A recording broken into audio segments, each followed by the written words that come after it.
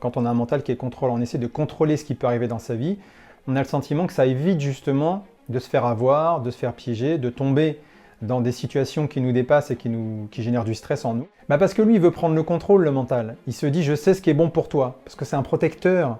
Il est là pour pas que tu souffres à nouveau. Donc il a mis en place plein de règles, plein de stratégies pour pas que tu souffres. Il se dit, eh oh, là, ce que tu es en train de faire, c'est pas prévu, c'est pas moi qui l'ai géré. Parce qu'il faut comprendre que notre mental, il est leader en fait. On s'identifie à lui, c'est-à-dire qu'on pense qu'on est un cerveau, on réfléchit à tout et on souffre. Parce que la souffrance, lui, il ne sait pas la gérer. La souffrance, c'est le corps qui sait le gérer. C'est quand on redescend ici, c'est quand on accepte de ressentir même des émotions négatives. Quand on fait les choses avec une peur, on vit la peur, parce qu'on est bloqué dans un schéma, parce que surutiliser le mental pour anticiper ce qui pourrait arriver, ça s'appelle une stratégie, d'accord? Cette stratégie, c'est pour protéger quelque chose. Donc ça protège la personne qui a peur de quelque chose.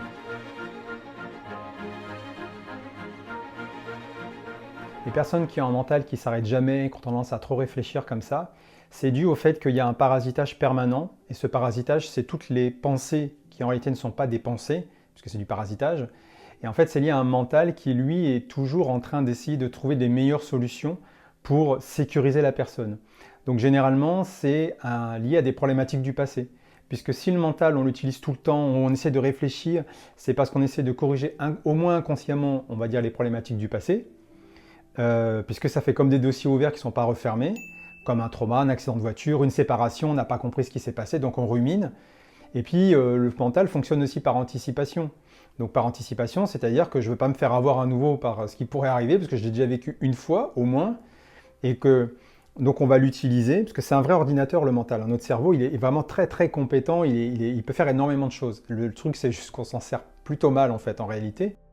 Et donc comme on fonctionne par anticipation aussi, ça fait des personnes qui sont en fait pas disponibles à ce qui se passe tout de suite, ils ont du mal à réfléchir de façon productive, et c'est plutôt des pensées parasitantes et qui les épuisent, parce que c'est fatigant de penser tout le temps comme ça.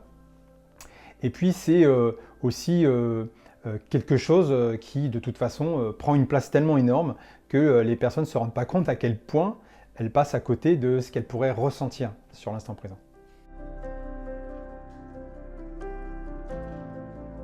On essaie de contrôler ce qui peut arriver dans sa vie, on a le sentiment que ça évite justement de se faire avoir, de se faire piéger, de tomber dans des situations qui nous dépassent et qui génèrent du stress en nous.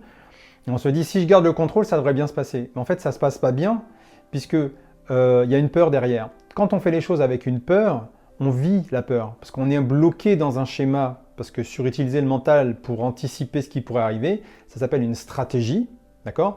Cette stratégie, c'est pour protéger quelque chose. Donc ça protège la personne qui a peur de quelque chose. Donc en fait, tant que c'est une peur qui s'exprime, on vivra toujours la peur. Ça fait un circuit fermé qui reviendra tout le temps. L'idée serait plutôt d'apprendre ce qu'on peut appeler le lâcher-prise. Tout le monde connaît, mais on ne sait pas trop comment on peut lâcher prise. Et lâcher prise, c'est parfois aussi descendre plutôt à l'intérieur de ce qu'on ressent. Donc plutôt que de réfléchir à trouver des solutions en permanence, moi, ma suggestion, c'est plutôt des fois, il n'y a pas de solution à trouver. Pour l'instant, on peut en trouver après, à travers des thérapies ou autres. Mais c'est au moins de plonger dans le stress, au moins de plonger dans ses peurs. Parce qu'on fait un déni dessus. Tellement on est en mode je corrige tout, etc. Et on passe à côté en fait, de ce qu'on pourrait ressentir dans la vie. Et évidemment, il faut aller visiter ses émotions, quoi. Mais on n'a pas envie d'aller visiter un stress, une panique, etc. On n'a pas envie parce que ça fait mal, quoi. Et en fait, l'idée serait plutôt d'accepter que c'est une part de soi qui est en train de stresser, par exemple. Si c'est un traumatisme du passé, ça va être une part de soi qui s'exprime. Là, je stresse, je sais pas, par exemple, parler en public. Là, je suis pas bien. Donc, j'ai besoin de contrôler. Je vais apprendre par cœur ce que je dis, ou je vais faire attention. Je vais prendre. Tu vois, on va essayer de se créer en fait un scénario, un petit quelque chose pour essayer de se sécuriser, quoi. Alors qu'en fait, l'idée serait de plonger dans sa peur, de la prendre dans les bras parce que c'est une part de soi qui va pas bien, et de laisser en fait cette part s'exprimer pleinement. Et je comprends que ce soit dur à faire, parce que tu sais, dans des situations où devant les gens, tu vas pas lâcher prise, les gens ont l'impression qu'ils vont défaillir, qu'ils vont tomber dans les pommes. Mais en fait, c'est pas ce qui arrive. Ce qui arrive, c'est que l'émotion nous traverse, et quand on accepte son sort, j'accepte de stresser, plutôt que de vouloir être un super caïd qui contrôle tout, j'accepte que je suis vulnérable par moment, j'accepte que je ne suis pas capable là, je vais plonger dans ce que je ressens, et cette sensation qu'il y a une part de moi qui s'exprime, qui dit « au secours, je ne vais pas bien », je la prends juste dans les bras comme ça.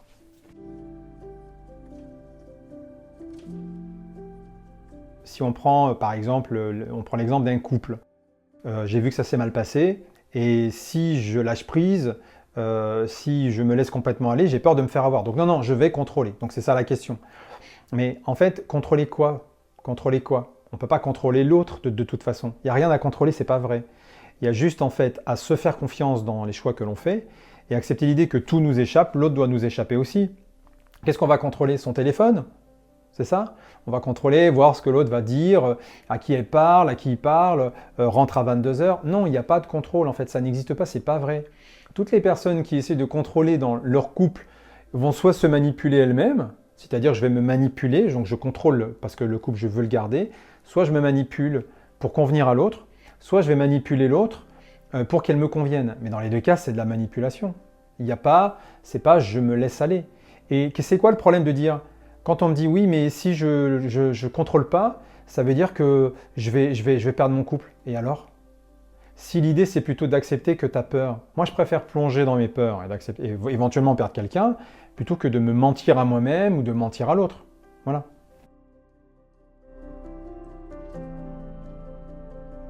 En fait, quand on est dans ce contrôle mental, on fait énormément, donc par anticipation, on fait beaucoup de scénarios catastrophes, beaucoup de choses comme ça. Et la peur profonde, c'est qu'effectivement, tout nous échappe. Donc là, l'idée, c'est de comprendre qu'il y a des conséquences de toute façon à ce fonctionnement-là. La conséquence, c'est que comme on est dans l'hyper-contrôle, on perd une forme de spontanéité. Et que si on perd de la spontanéité, on ne peut pas se rendre disponible à ce qu'on ressent tout de suite maintenant. Parce qu'on est tout le temps à anticiper. En plus, comme on n'est plus dans le présent, on est soit dans le passé à ruminer ce qui s'est passé d'ailleurs, donc on est quelque part qui n'existe pas, soit on va dans le futur pour anticiper, et donc on n'est toujours pas dans le présent non plus. Donc de toute façon, ça amène que des situations où on se sent malheureux. Et de toute façon, quand on fuit, parce que c'est une fuite de l'instant présent, de ses émotions quelque part, eh ben ces schémas ils reviennent en permanence. Le mal-être, de toute façon, s'installe dès lors qu'on n'est pas dans notre pleine présence.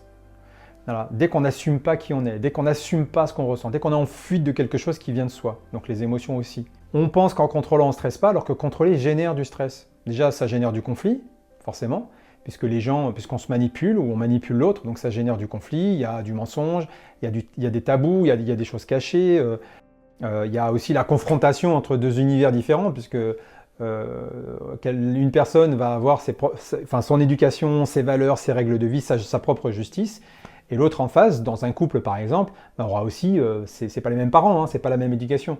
Donc cette confrontation, de toute façon, on ne peut pas l'éviter. Il ne s'agit pas de contrôler son couple par exemple pour éviter les conflits, il s'agit de se laisser quand même aller, de se laisser porter, d'exprimer ce qu'on ressent, sans se censurer, si possible, mais d'accepter que l'autre va aussi expliquer quelque chose. Et ce quelque chose, on va peut-être pas forcément trouver le terrain d'entente, mais c'est pas grave de ne pas trouver le terrain d'entente. En fait, la clé, c'est pas de s'entendre sur quelque chose, parce qu'il y en a moins de deux qui va se mentir à lui-même, c'est sûr et certain. C'est plutôt d'accepter, ok, au moins je t'ai exprimé comment moi j'ai vécu la chose, toi tu m'as exprimé comment toi tu l'as vécu, et là, parce que je donne un exemple juste concret par rapport au couple, même si on n'est pas d'accord, j'accepte le fait que, voilà, au moins je me suis autorisé à exprimer ça, j'entends ce que tu dis, c'est déjà pas mal, quoi. Hein. Mais ça, tout ça montre juste une peur de perdre ce qu'on aime, quoi. Donc c'est que de la peur, finalement, tout ça.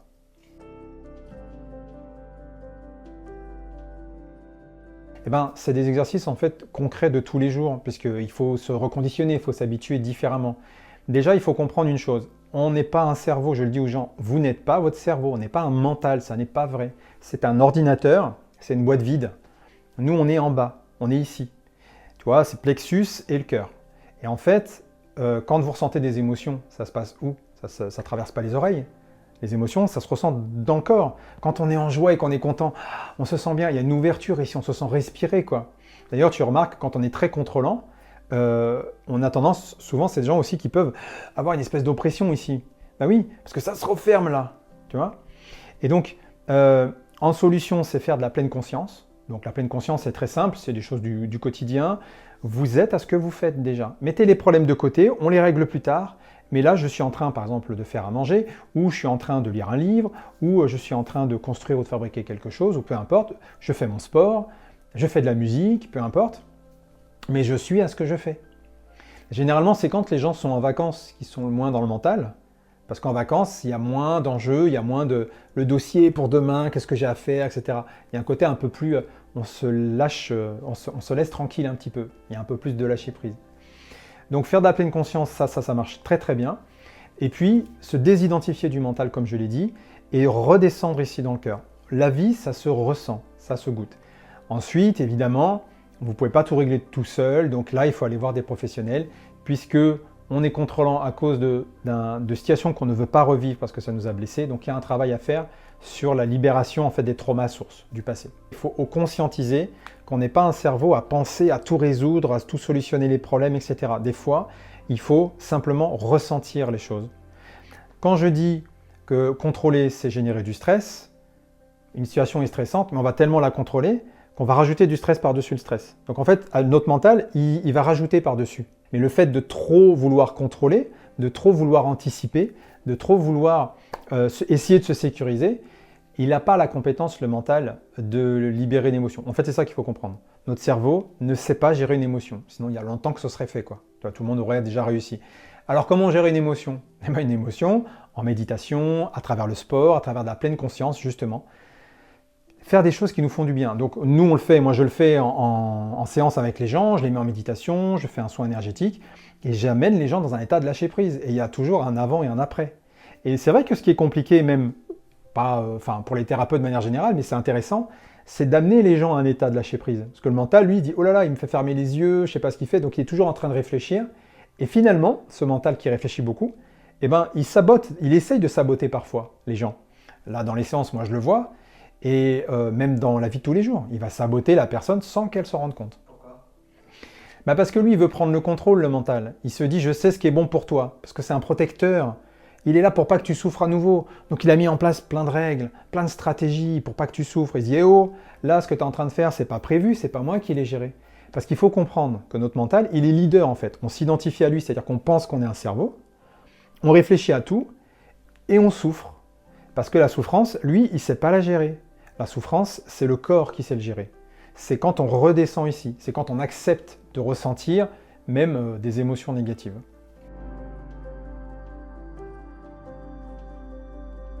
Alors, il y a beaucoup de gens qui me disent « Oui, mais moi, je suis de nature à réfléchir tout le temps, je suis de nature, c'est dans ma nature de tout le temps penser, d'être tout le temps dans les... » Je dis non, c'est pas dans votre nature en réalité.